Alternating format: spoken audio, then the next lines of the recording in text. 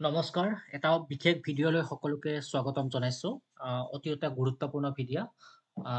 আপোনালোকে যদি এইকেইদিন লোকসভা বা ৰাজ্যসভা বা ভাৰতৰ ৰাজনীতিত যদি আপোনালোকে দেখিছে, নিউজে টিভিয়ে পেপাৰে আপোনালোকে দেখিছে যে এখন আ আইনৰ কিছু সংশোধন কৰিব বিচৰা হৈছে।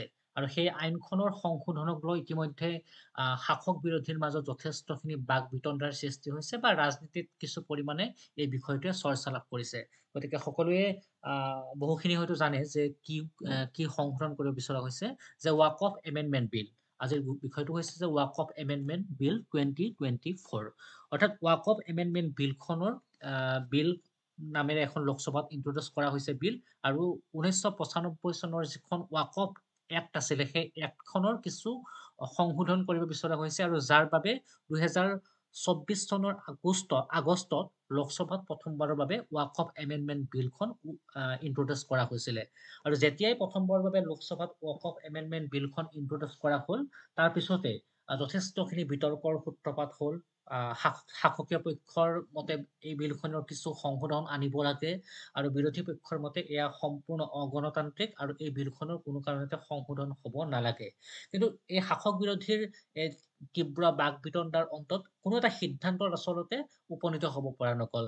যাৰ বাবে লোকসভাৰ পৰাই এই যিখন এমেণ্ডমেণ্ট বিল, সেই এমেণ্ডমেণ্ট বিলখন জইণ্ট পাৰ্লিয়ামেণ্টাৰী কমিটিৰ ওচৰলৈ প্ৰেৰণ কৰা হ'ল বিলখন ৰিভিউৰ বাবে।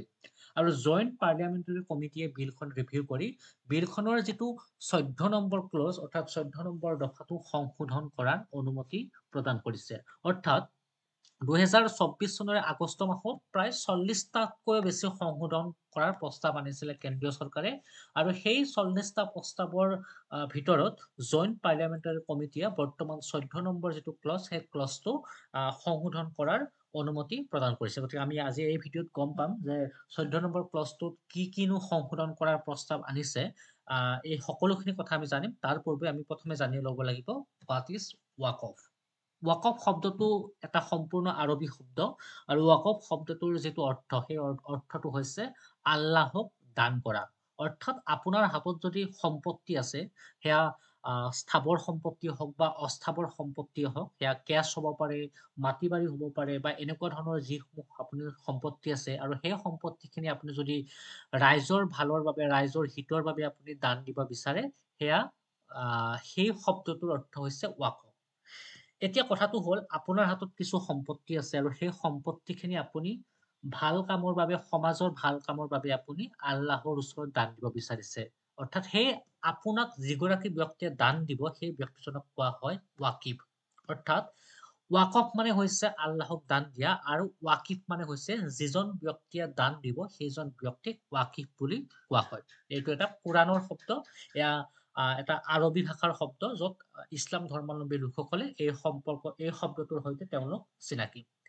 তাৰপিছত আমি জানিব লাগিব what is waqf board. Waqf বৰ্ডখন কি?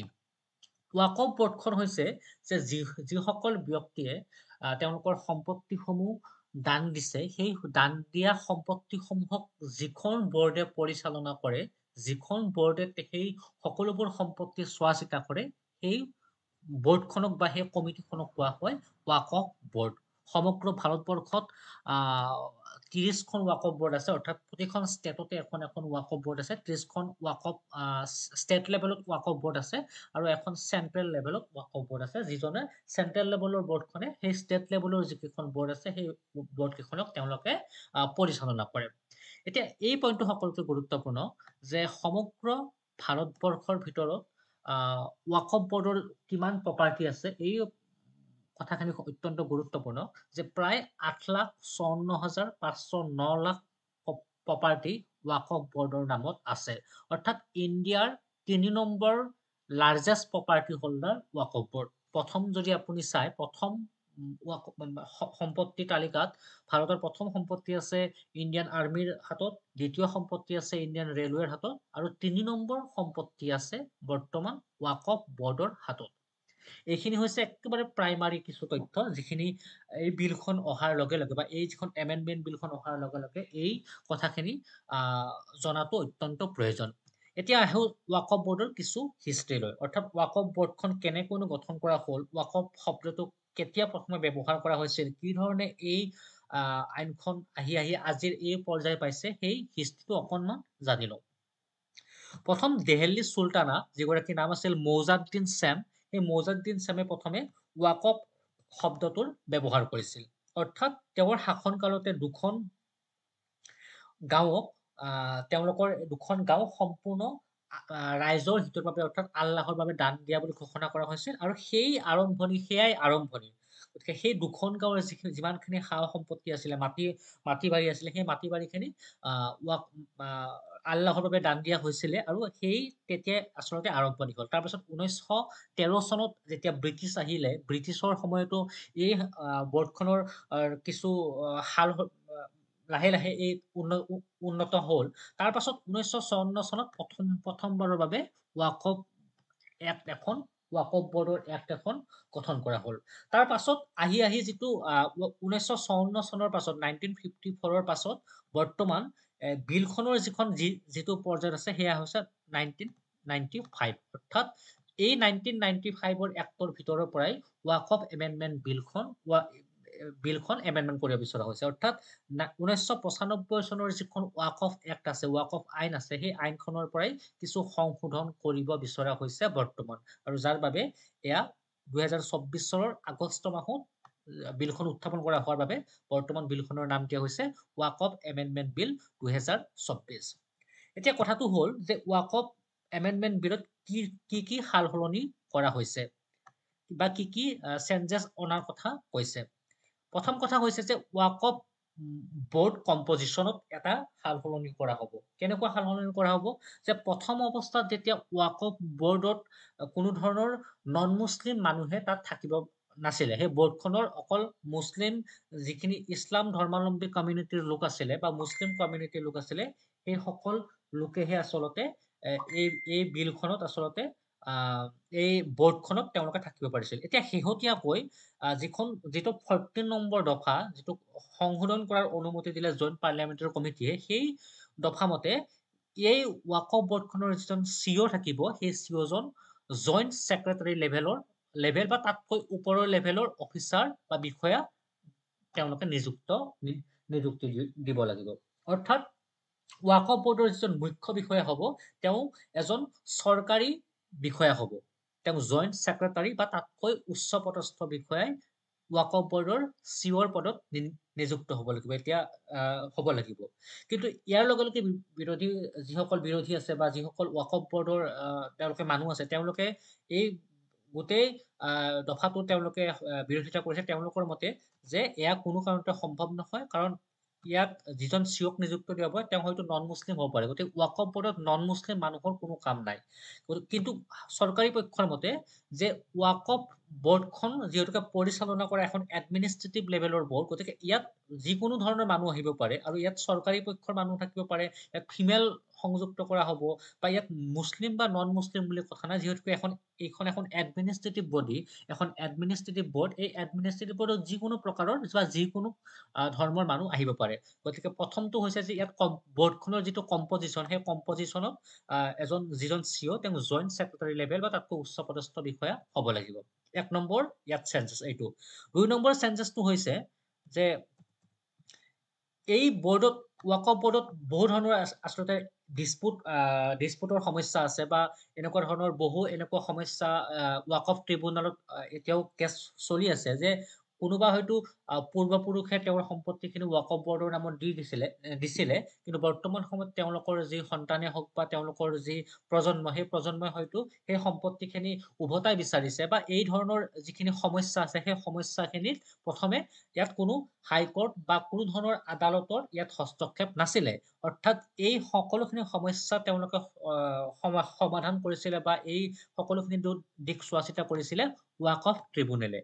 এয়া প্ৰথম। কিন্তু বৰ্তমান সময়ত এইটো সংশোধন কৰি এই যিখিনি সমস্যা, অৰ্থাৎ ৱাকফ বৰ্ডৰ যিখিনি ডিছপিউট ৰিলেটেড সমস্যা, সেই সমস্যাখিনি ডিষ্ট্ৰিক্ট কমিশ্যনাৰ বা ডিষ্ট্ৰিক্ট কমিশ্যনাৰতকৈ ওপৰ লেভেলৰ যিকোনো বিষয়াই সমাধান কৰিব পাৰিব। অৰ্থাৎ ৱাকফ ট্ৰিবিউনেলৰ হাতত যিখিনি ৰাইটছ আছিলে, সেই যিখিনি অধিকাৰ আছিলে, সেই অধিকাৰখিনি কৰ্তন কৰি ডিচিৰ উচ্চ পদস্থ বিষয়াই এই সমস্যাখিনি সমাধান কৰাৰ কাৰণে এই দফা এই সংশোধনী বিধেয়কখনত কোৱা হৈছে।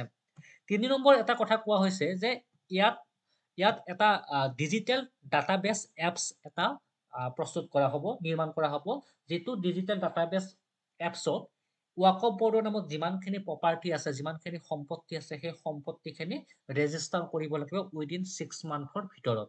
আৰু যদিহে তেওঁলোকে 6 মান্থৰ ভিতৰত ৰেজিষ্টাৰ কৰিব নোৱাৰে, তেতিয়াহ'লে সেই সম্পত্তিখিনি ৱাকফ বৰ্ডৰ হাতৰ পৰা চৰকাৰৰ হাতলৈ গুচি আহিব।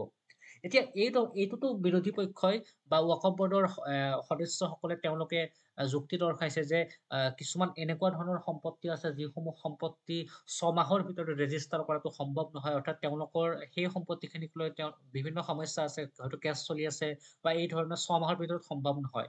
তেনে ক্ষেত্ৰত চৰকাৰী পক্ষই বা এই যিটো এমেণ্ডমেণ্টৰ 14 নম্বৰ যিটো ক্লজ এমেণ্ডমেণ্ট কৰাৰ যিটো অনুমতি দিছে, সেই অনুমতিত সেই ক্লজটোত কোৱা হৈছে যে যদিহে ধৰি লোৱা হ'ল কোনোবা এটা সম্পত্তি একদম সেইটো 6 মাহৰ ভিতৰত ৰেজিষ্টাৰ কৰিব পৰা সম্ভৱ নহয়, তাত হয়তো কিবা ধৰণৰ এনেকুৱা সমস্যা আছে, যদিহে ৱাকফ ট্ৰিব্যুনেলে সেই প্ৰপাৰ্টিটো লিখি দিয়ে যে এইটো প্ৰপাৰ্টি 6 মাহৰ ভিতৰত সমস্যা ৰেজিষ্টাৰ কৰাটো সম্ভৱ নহয়, গতিকে আমাক কিছু সময় দিয়ক, তেতিয়াহ'লে সেয়া পৰৱৰ্তী তেওঁলোকৰ বাবে সেইখিনি সময় দিয়া হ'ব।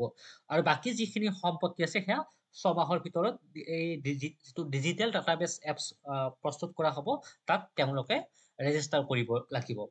তাৰ পাছত আন এটা চেঞ্জেছ হৈছে যে প্ৰথম অৱস্থাত ৱাকফ বৰ্ডৰ যিখিনি ডিস্পিউটৰ সমস্যা আছিলে বা তেওঁলোকৰ ইণ্টাৰনেল যিখিনি সমস্যা আছিল, সেই সমস্যাখিনি সম্পূৰ্ণৰূপে মই পূৰ্বতে কৈছো যে ৱাকফ ট্ৰিব্যুনেলে তেওঁলোকে চোৱা চিতা কৰিছিলে, আৰু সেই ডিচিশ্যনটোক কোনো লোকে ক্ৰছ কৰি হাইকোৰ্ট বা কোৰ্টত তেওঁলোকে চেলেঞ্জ কৰিব নোৱাৰিছিলে। কিন্তু শেহতীয়াকৈ তেওঁ যিটো ক্লজ এমেণ্ডমেণ্ট কৰা হ'ল, সেই এমেণ্ডমেণ্ট ক্লজটোত কোৱা হৈছে যে ৱাকফ বৰ্ডৰ ট্ৰিব্যুনেল যিটো ডিচিশ্যন, সেই ডিচিশ্যনটো ট্ৰিব্যুনেল বৰ্ডৰ ডিচিশ্যনটো তেওঁলোকে কোনো লোকে যদি চেলেঞ্জ কৰিব বিচাৰে বা তেওঁলোকে যদি ভাবে যে আমাৰ এইটো আমি বিচৰা ধৰণে হোৱা নাই, এইটো ক'ৰবাত অন্যায় হৈছে, তেতিয়াহ'লে তেওঁলোকে হাইকোৰ্টত চেলেঞ্জ কৰিব পাৰে।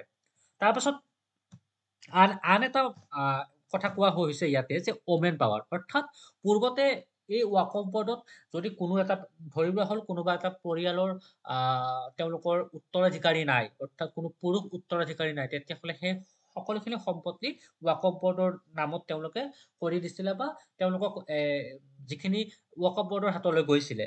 কিন্তু ধৰি লোৱা হ'ল এতিয়া যদি কোনোবা এটা পৰিয়ালৰ চাপ'জ ধৰি লোৱা হ'ল তেওঁলোকৰ পুৰুষ উত্তৰাধিকাৰী নাই, কিন্তু মহিলা উত্তৰাধিকাৰী আছে বা কোনো ফিমেল সেই পৰিয়ালটোত আছে, তেতিয়াহ'লে সেই সম্পত্তিখিনি ৱাকফ বৰ্ডৰ হাতলৈ যাব নোৱাৰিব, অৰ্থাৎ সেই সম্পত্তিখিনি মহিলাগৰাকীয়ে তেওঁ ভোগ কৰিব লাগিব।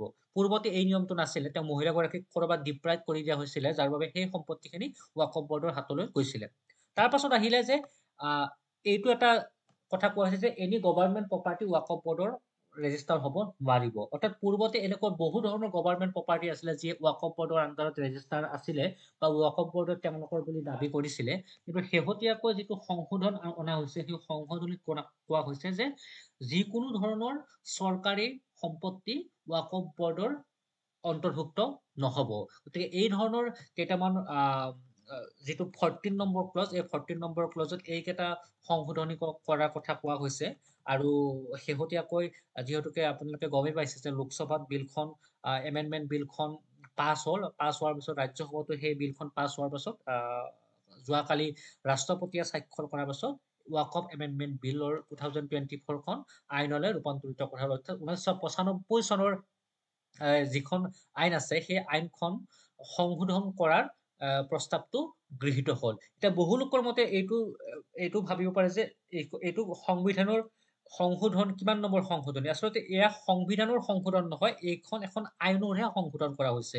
এই কথাটো গুৰুত্বপূৰ্ণ এটা কথা যে এখন নতুন আইন নহয়, এইখন পুৰণা এখন আইন, 1995 চনৰ যিখন আইন আছিলে, সেই আইনখনৰ কিছু অংশ সংশোধন কৰা হৈছে, আৰু এয়া সংশোধন কৰি ইতিমধ্যে এয়া আইনলৈ সেই যিটো সংশোধনী দফা, সেই দফাটো আচলতে উঠাই দিয়া হ'ল। গতিকে আশা কৰো এই ভিডিঅ'টো আপোনালোকে ভাল পালে, আৰু যদি ভিডিঅ'টো ভাল পাইছে তেতিয়াহ'লে আপোনালোকে শ্বেয়াৰ কৰিব আৰু কমেন্ট কৰিব। যদি কিবা পইণ্টছ ৰৈ গৈছে তেতিয়াহ'লে আশা কৰিছোঁ আপোনালোকে সেই পইণ্টছখিনি কমেণ্টত শুধৰাই দিব। ধন্যবাদ।